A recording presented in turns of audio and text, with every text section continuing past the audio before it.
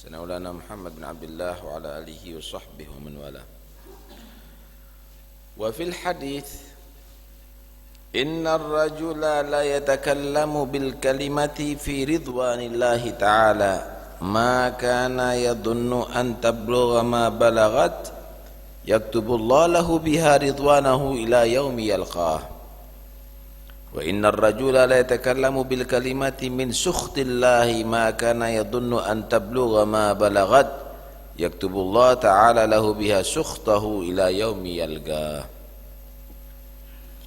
Dalam hadis Rasulullah sallallahu alaihi wasallam menerangkan, innar rajul, sesungguhnya ada seseorang, la yatakallamu, dia berbicara, dia bercakap, bil kalimati, dengan satu percakapan, fi ridwanillah, di dalam ridha Allah,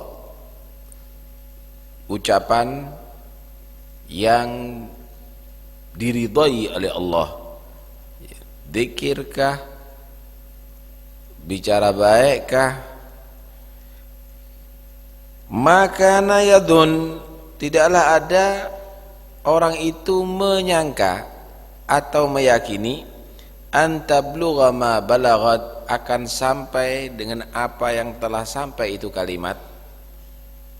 Yaktubullah, ternyata Allah menulis lahu, bagi itu orang, biha, dengan kalimat yang ia tidak anggap bernilai daripada kalimat yang diridhai Allah tadi itu, ridwanahu, Allah menulis keridhaannya bagi itu orang, ila yaumi yalqau, sampai hari ia menemui Tuhannya.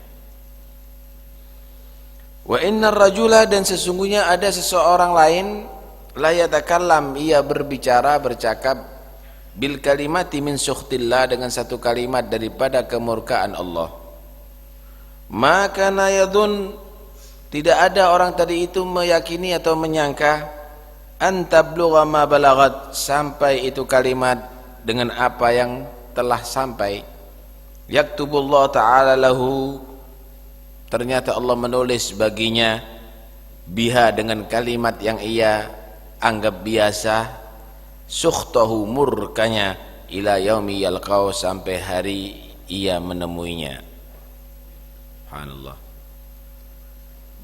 Ma yalfidhu min qawlin illa ladaihi raqibun atid, tidak ada satu pun kalimat yang diucapkan oleh manusia kecuali dicatat oleh raqib atid.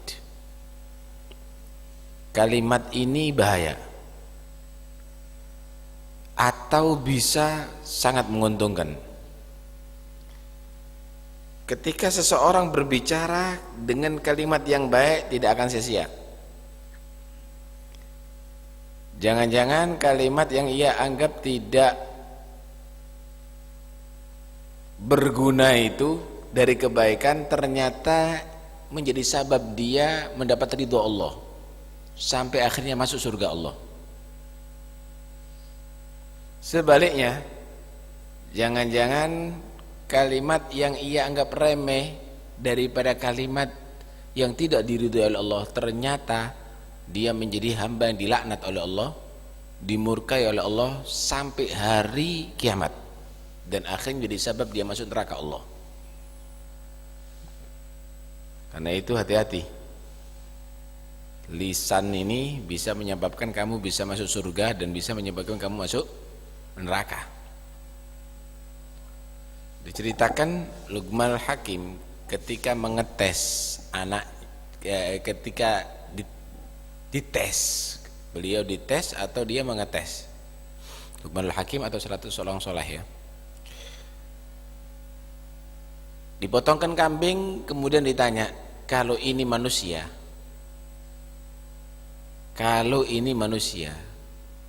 yang paling berbahaya apa?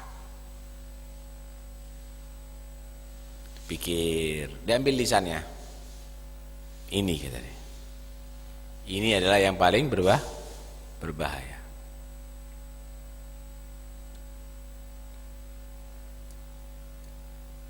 Begitulah memang yang paling berbahaya itu adalah lisan. Dalam hadis yang lain, ini hadis berikutnya, wa hal yakubbun nasa, tidaklah menjadi manusia itu kalau bahasa Jawa jungkelno, dijerumuskan, finnar, ada di neraka Allah, ala manakhirihim, dijatuhkan dia di atas kepalanya. Jadi bukan jatuh kaki dulu atau badan dulu, kepala dulu, berarti jatuhnya sangat fatal itu ya. Tidaklah manusia itu dijatuhkan ke neraka yang langsung di atas kepalanya, illa hasaidu alsinatihim, kecuali dari hasil ucapan lisannya. Artinya orang itu banyak yang masuk neraka karena ucapan, karena omongan. Dalam hadis yang lain Rasulullah bersabda, man somata najah, siapa yang diam itulah orang yang selamat.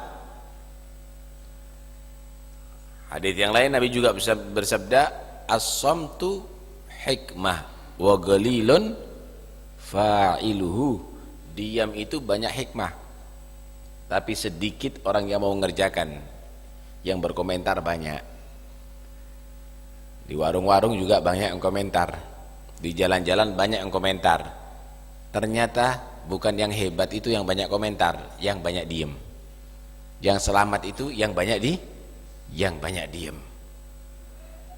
Man kana yu'minu billah wal yaumil akhir falyakul khairan aw liyasmut. Siapa orang yang sempurna imannya kepada Allah dan hari akhir, maka hendaknya dia berucap yang baik atau liyasmut, dia diam. Sayyidina Abu Bakar As-Siddiq radhiyallahu an, beliau selalu menaruh batu ada di mulut. Kalau mau berbicara diambil, berbicara seperlunya, setelah itu dimasukkan lagi batu ada di mulut. Ditanya, limadza fa'alta dzalik? Kenapa kamu tadi itu mengerjakan itu, melakukan itu? Beliau menyatakan, hadzal ladzi awradanil mawarid. Ini mulut ini akan bisa menyebabkan aku terkena malapetaka, terjerumus dalam malapetaka. Dikatakan dalam hadis, setiap hari seluruh anggota badan ini mengingatkan lisan, mata, kuping, tangan, kaki, seluruh anggota badan mengingatkan lisan, jangan keliru ngomong ya, selamatnya aku dari kamu, celakanya aku juga dari kamu. Dunia maupun akhirat loh itu. Kalau di dunia misalnya kamu keliru ngomong aja sama orang, ada orang misalnya kamu ejek anjing, nggak taunya jenderal, mata cengengmu dia ditendang, padahal mata kamu nggak salah, perutnya kamu juga dipukul, padahal perut kamu nggak salah. Dia merasakan siksa, dia merasakan sakit gara-gara kesalahan daripada mulutnya. Begitu juga nanti di akhirat banyak orang yang masuk ke neraka, anggota badannya disiksa gara-gara kesalahan mulutnya. Jangan berbicara kecuali kalimat yang membuat kamu menjadi manusia beruntung dan berbahagia ada di akhirat, yang menjadi sabab pembicaraan kamu itu masuk ke surga Allah Subhanahu wa ta'ala. Dalam hadis Rasulullah juga bersabda, amsik alaika lisanak wal yasa'ka baituk wabki ala khati'atik. 3 pesan Nabi. Amsik alaika lisanak, cegahlah atas dirimu malapetaka dengan lisannya kamu. Alaika lisanak. Kalau kamu nggak bisa berzikir, udahlah jangan ngomong. Kalau kamu tidak bisa dakwah amar ma'ruf nahi mungkar, jangan ngomong. Amsik alaika lisanak. Yang pesan yang kedua, wal yasa'ka baituk, yang lapang rumahmu. Artinya rumah kamu tadi itu jadikan rumah yang luas, maksudnya senang dengan tamu, tentram rumah tangganya, surga bagi kamu. Wal yasa'ka baituk. Ada rumahnya megah, tapi anaknya semuanya nakal, istrinya serong, kemudian rumah tangganya kacau, tidak ada satupun yang masuk ke rumah tadi itu. Ini walaupun megah tapi rumahnya tidak luas. Yang dimaksud luas itu bukan pekarangannya, bukan tanahnya, bukan bangunannya, tetapi sekiranya orang masuk ada di situ senang, tenang, penghuninya tentram. Wal yasa'ka baituk. Rumah yang paling jelek adalah rumah yang dihindari oleh tamu. Karena Nabi Allah Ibrahim alaihissalam, beliau itu adalah orang yang senang dengan tamu, tidak mau makan kecuali bersama tamu. Kalau enggak ada tamu, cari-cari tamu. Kadang-kadang sampai keluar 3 mil. Fadhal ilal bait, ayo ke rumah yuk, makan ke rumah, begitu. Sampai beliau disebut Abu Dhifan, bapaknya para tamu. Sampai sekarang bagaimana Makkahul Mukarramah menerima tamu yang begitu banyak? Itu karena berkah pembangunnya Nabi Allah Ibrahim yang senang dengan tamu. Kalau kita kan enggak. Rumah kita pagernya udah digembok, masih ada anjing lagi. Itu pun ada satpam 2. Tidak mau menerima tamu dengan senang hati. Sejelek-jelek rumah adalah rumah yang dihindari oleh tamu. Orang dulu senang dengan tamu sampai-sampai disediakan kamar mandi ada di muka. Hampir setiap bed dulu, setiap rumah itu ada kamar mandi di muka. Apa sebabnya tahu enggak? Supaya tamunya tidak sungkan, tidak malu-malu. Kalau dia perlu hajat, perlu buang hajat, kamar mandi udah ada di muka, nggak perlu sampai minta ke dalam. Min syiddati mahabbatihi biduyuf, karena senang kalau ditamui. Cuma tamu itu ada adab, jangan tamu nggak ada adab. Tahu orang senang dengan tamu, setiap hari bertamu. Kemudian kadang-kadang tamunya terlalu lama, sampai lebih daripada 3 hari. Atau misalnya tamu mau menjenguk orang yang sakit. Orang sakit perlu banyak istirahat, duduk ada di situ, roti habis semuanya, buah-buahan habis semuanya. Itu pernah terjadi pada Imam Syafi'i radhiyallahu anhu ketika beliau sakit. Siapa nggak senang duduk sama Imam Syafi'i? Cuma ketika sakit kan harus orang tahu ini waktu istirahat, hanya sekedar menjenguk kan begitu orang sakit itu ya. Ini lama. Ketika sudah mau rohsoh, mereka mau pulang, kata Imam Syafi'i, mau doa enggak? Ana doakan nanti. Mau. Mereka amin semuanya. Coba diangkat tangannya, angkat, amin ya Rabb, amin, amin. Ana doakan, kata Imam Syafi'i, Allahumma alimhum adabad dhiyafah.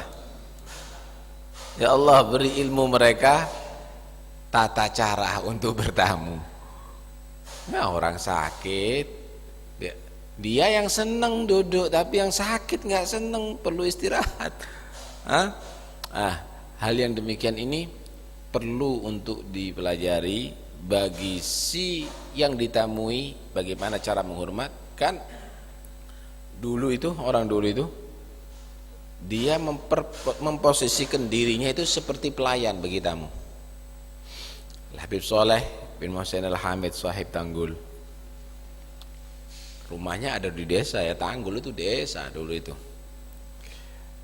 Beliau satu saat tamunya datang ke sana pingin ketemu sama Habib Soleh, ditemui sama Habib Soleh, kemudian suruh nginep sama Habib Soleh, mau tamunya nginep, udah. Malam hari dulu nggak ada pompa di sana itu, anak masih menang ya, masih pernah dalam masa hidupnya Habib Soleh itu pakai lampu ini, lampu strongking, lampu minyak, jadi nggak ada lampu listrik masih dulu itu. Malam hari ada yang menui kolam kamar mandi tadi itu dari sumur pakai kerekan itu, pakai kaos saja, sarung di bawah lutut dikit. Wah, giat. Si tamu ini, hamba Allah ini mau ke kamar mandi. Bahasa Madura, "Cong, udah penuh." "Engki, Bib." "Udah, Cong, udah penuh enggak kamar mandinya?" "Udah." Masuk kamar mandi, mandi itu dan ini. Kira-kira jam 3 mungkin ya, atau jam setengah 3. Keluar dari kamar mandi, mau ngambil duit, kasih barokah begitu kepada si yang memenuhi kamar mandi tadi itu. Kasih, nggak taunya Habib Soleh. "Loh, Habib." Diem. Udah masuk lagi, diem, nggak usah ngomong sama orang. Masuk, dengar dia pikir, ya Allah, Habib Soleh ini yang memenuhi. Pagi Habib Solehnya dengan gamisnya, dengan ridaknya nemui tamu, ahlan wa sahlan wa marhaban. Orang ini, ya Allah, ini Habib khidmat sama tamunya. Nah, begitulah orang-orang dulu. Jadi mereka khidmat kepada tamu. Habib Ja'far bin Syekhan Sahibul Bait, beliau kalau ada tamu, beliau sendiri yang membuat kopi, nggak orang lain yang membuat kopi. Kalau ana Zainuddin yang membuat kopi. Kalau Habib Ja'far bin Syekhan, beliau sendiri yang membuat kopi. Nah, beliau sendiri yang membuat kopi. Dan beliau sendiri yang yang memenuhi gelas-gelas, wadah-wadah untuk kopi yang hadir. Beliau sendiri yang bagi. Ta'al fulan, kasih, ta'al, kasih. Satu orang mengambil Habib Ja'far, "Habib, jangan antum, biar kamilah yang melayani mereka, kami yang memenuhi ini semuanya, kami yang akan membagi." "Kenapa?"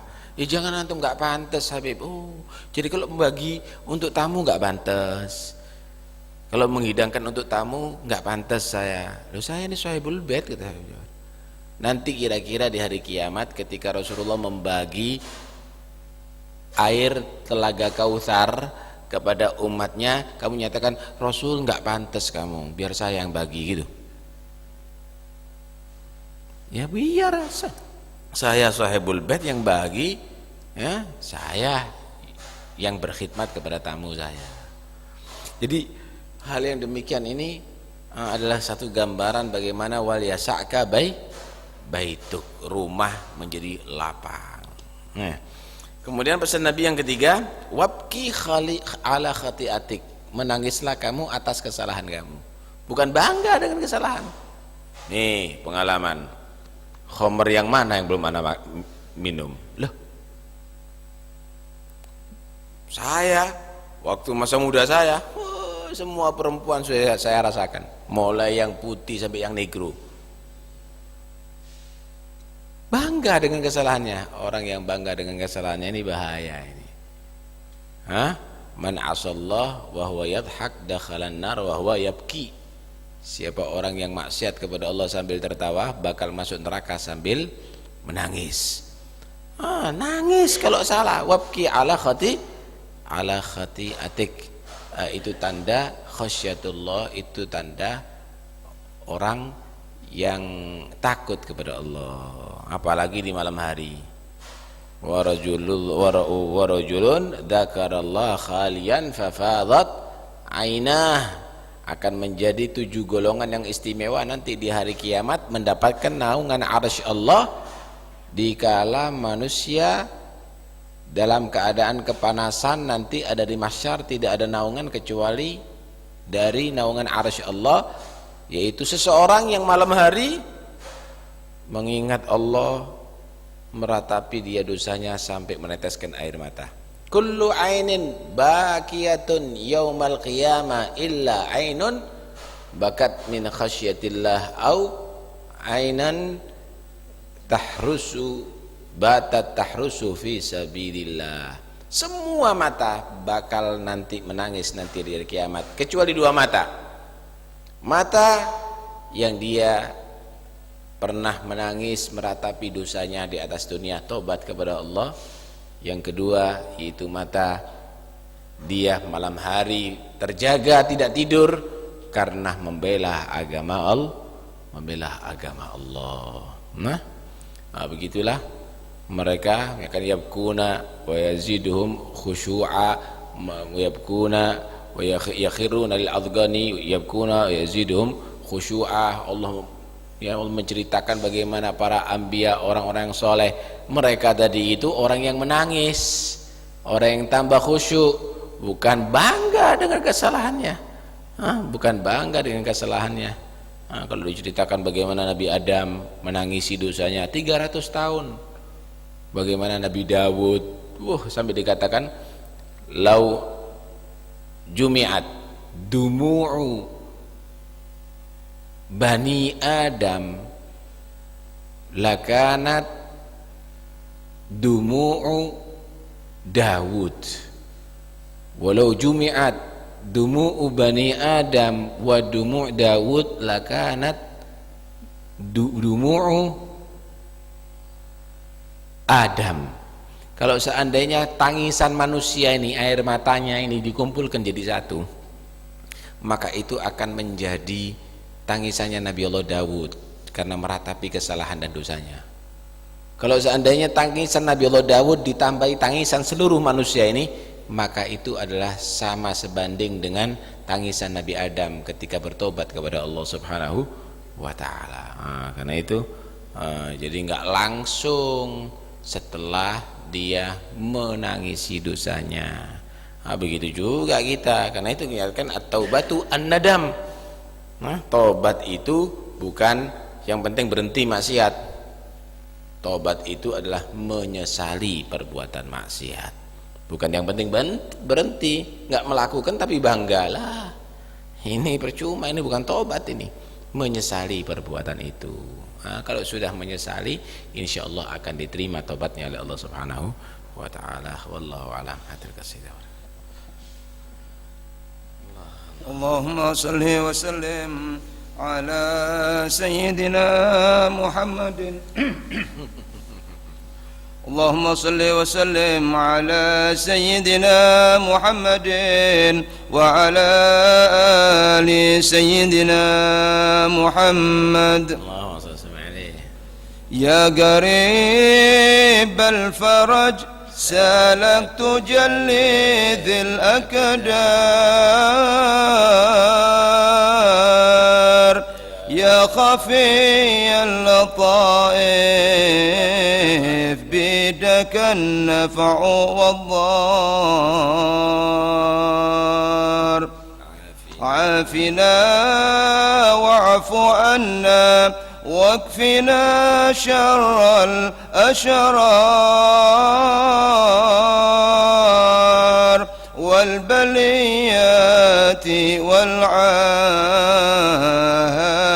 والذم والعار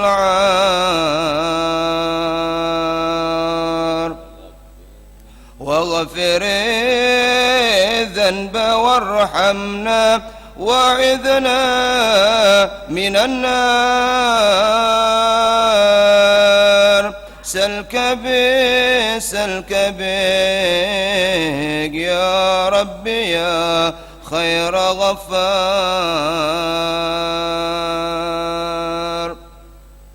سالك بك يا ربي يا خير ستار سلك بك يا ربي يا نور الأنوار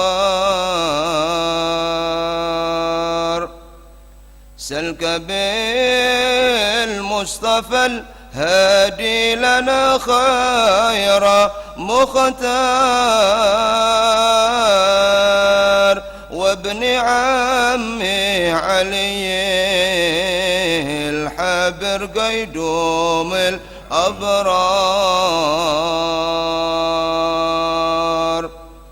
وابنتي المصطفى الزهر البطول أم الأطهار والحسن والحسين أهل الكساء خير الأخيار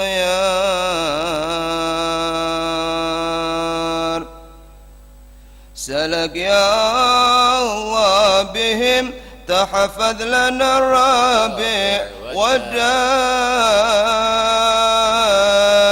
والقرابات والأصحاب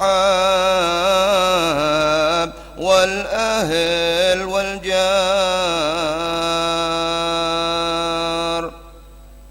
وارشد الوالي إنه يا إله السماحار لم يزل في عنا داير مع كل من دار في شباب من وقع في بحر عجاج تيار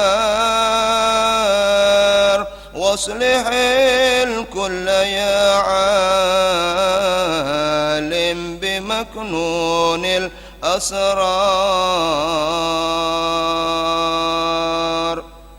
واختم القول صلى الله على نور الأنوار أحمد المصطفى وآله مصابيح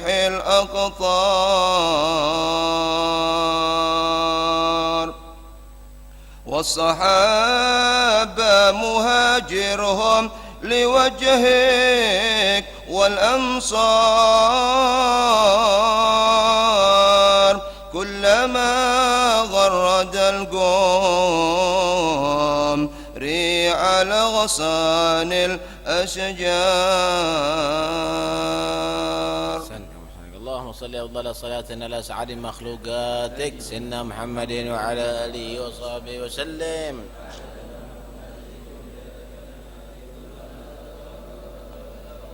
وغفل عن ذكرك وذكر الغافلون. اللهم صل أفضل صلاة على أسعد مخلوقاتك عدد معلوماتك ومداد كلماتك كلما ذكرك وذكر الذاكرون. اللهم صل أفضل صلاة على أسعد مخلوقاتك سيدنا محمد عدد معلوماتك ومداد كلماتك كلما ذكرك وذكر الذاكرون وغفل عن ذكرك وذكره الغافلون. ربنا انفعنا بما علمتنا رب فقهنا وفقه أهلنا وقرابات إننا في ديننا مع للقدر أنثى وذكر. رب وفقنا ووفقهم لما ترتضي قولا وفعلا كرما وارزق الكل حلالا دائما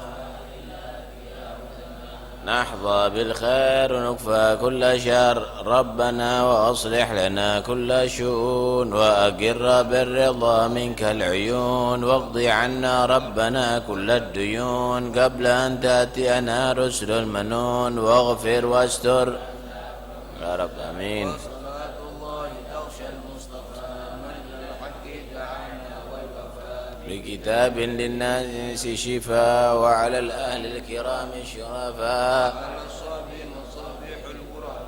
اللهم اهدنا بهداك واجعلنا ممن يسارع في الله ولا تولنا وليا سواك ولا تجعلنا ممن خالف ولا حول صلى الله على سيدنا محمد وسلم. الحمد لله رب العالمين. الفاتحة لحضرة رسول الله صلى الله عليه وسلم محمد عبد الله صلى الله عليه وسلم من أرواح آبائه وأخوانه من الأنبياء والمرسلين صلوات الله وسلامه عليه وعليهم أجمعين، ثم إلى أرواح البيت رسول الله وأزواج رسول الله وأصحاب رسول الله والتابعين وتابعيهم ومن تبعهم بإحسان إلى يوم الدين، ثم سنجير الله أحمد بن عيسى وابن عبيد الله وعلبي بن عبد الله علي بن علي وخليل قسم، والأستاذ الأعظم الفقيه المقدم محمد بن علي جميع ساداتنا نبي علبي وعلوي الغيور جميع أخوانه وابن علي محمد مولى الدويلة، والمقدم الثاني الحبيب عبد الرحمن السقاف ووصول أفروعه، ثم بكر سكران وابن علي وشهاب الدين قد بن ملاء عبد الله العدروس الأكبر وابن أبو بكر عدني المحضر علوي بن عبد الرحمن أحمد بن علي الصبر أمام فخر الوجود الشيخ بكر بن سالم وأخي عقيل بن سالم، ثم الشيخ محمد جمال الله محمد بن أيديد، ثم إلى روحي الحبيب عبد الرحمن محمد مولى على الشيخ والحبيب يوسف بن عابد الحسني وابن عمر الحبيب أحمد محمد الحبشي صاحب الشعب، ثم القب الرباني الغوث الصمداني الشيخ عبد القادر الجيلاني أبو الحسن الشاذلي وأبي مريم المغربي والأئمة المجتهدين والمفسرين والمحدثين والفقهاء والعلماء العاملين وأهل طاعتك أجمعين، ثم إلى الشيخ سعيد علمودي الشيخ عمر بمخرمة الشيخ سعد السويني، ثم إلى رقود بالأنفاس حبيب عمر بن عبد الرحمن العطاس والشيخ علي بن عبد الله باراس، ثم القد بالإرشاد وغوث العباد بالبلاد الحبيب عبد الله بن الحداد، ثم الحبيب عبد الله بن سلم طاهر وأخي طاهر حبيب علي بن محمد بن حسين الحبشي، ثم إلى حجة الإسلام بحامد محمد بن محمد بن محمد بن أحمد الغزالي، ثم إلى أرواح كافة الأولياء والصالحين أما كان محلت أرواحهم من مشارق الأرض إلى مغربها، ثم إلى روح صاحب الحضر مقام الحبيب جعفر بن شيخنا السقاف سيد الوالد عبد القادر من السقاف وأصول موفرعيمة، ومن حضر في هذا المجلس سابقا ولاحقا، ومشاهد البخور والكرامة وشرب القهوة البنية ومشارب البنية ومشاهد التوحيد، ثم إلى أرواح والدينا ووالديكم وأمواتنا وأمواتكم وأموات المسلمين أجمعين، أن الله تغشاهم من رحم المغفرة ويسكنهم الجنة ويختم لنا ولكم الحسنى في خير وعافية، وأن الله يغفر الذنوب ويستر العيوب ويفرج الكروب ويصلح القلوب ويقضي الحاجة المطلوب ويجعلنا وإياكم من الخير ويجعل أعضاءنا مصروفة إلى الخير ومحفوظة من كل شر وضير، وأن الله سبحانه وتعالى يحفظنا من الكلام فيما لا يعني، ويحفظ الرجل في بطش فيما لا يعني، ويحفظ اليد في البطش فيما لا يعني، ويحفظ الرجل في المشي فيما لا يعني، وأن الله سبحانه وتعالى يكتبنا وإياكم من الصالحين ويعطينا وإياكم ثواب الصالحين ولا يحرمنا الله بركة الصالحين، واحشرنا يوم القيامة في زمرة الصالحين مع النبيين والشهداء والصالحين يا رب العالمين.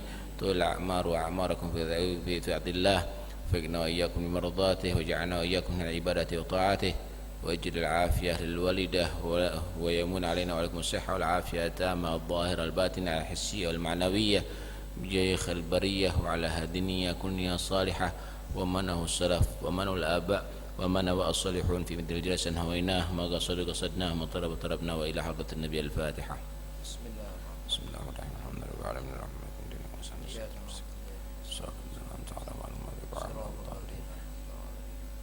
ربنا تقبل منا إنك أنت السميع العليم، تب علينا إنك التواب الرحيم، ارحمنا يا أرحم الراحمين. صلى الله على سيدنا محمد والحمد لله رب العالمين.